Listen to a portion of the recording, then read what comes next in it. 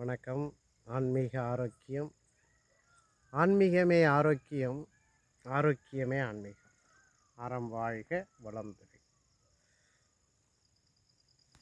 வாழ்க்கையில் நிறைய அனுபவித்துள்ளோம். இப்போ அனுபவித்து கொண்டே இருக்கின்றோம்.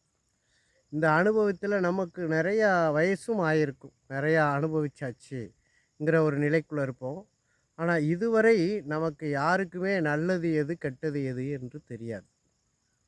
இந்த நல்லது கெட்டது என்ற இந்த இருவினையை சரியான நிலையிலே நாம் உறுதி செய்ய வேண்டும். இதைவிட நல்லதே இல்லை என்ற ஒரு நல்லது ஒன்று உண்டு. அந்த நல்லதை தேடுவது தான் இந்த அறத்தினுடைய கூற்று. அப்போது நம்மளுடைய பாவத்திற்கும் இந்த நோய்க்கும் என்ன சம்பந்தம் உள்ளது? இப்போ ஆன்மாவிற்கும் இந்த இறைவனுக்கும் என்ன சம்பந்தம் உள்ளது? இந்த உயிருக்கும் இந்த உடலுக்கும் என்ன சம்பந்தம் உள்ளது என்ற ஒரு நிலையிலே நாம் ஆத்மார்த்தம் பராரத்தம் என்ற ஒரு தலைப்புக்குள்ளே பாவப்பிரளயம் என்ற ஒரு தொடரிலே நாம் தொடர்ந்து இதை பேசி வருகிறோம்.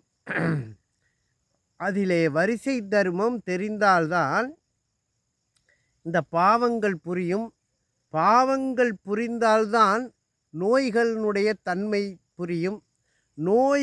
நோய்கள் நமக்கு என்ன செய்கிறது என்று நமக்கே தெரிய வேண்டும். இந்த நமக்கு என்ன செய்கிறது என்று நமக்கு தெரிந்துவிட்டால் நாம் இன்னொருவரிடம் நாம் போக வேண்டிய அவசியமே கிடையாது.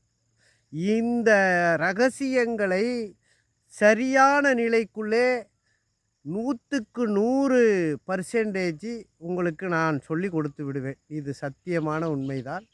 இதற்குள்ளே நீங்கள் வாருங்கள். அடுத்த தொடரில் பார்ப்போம்.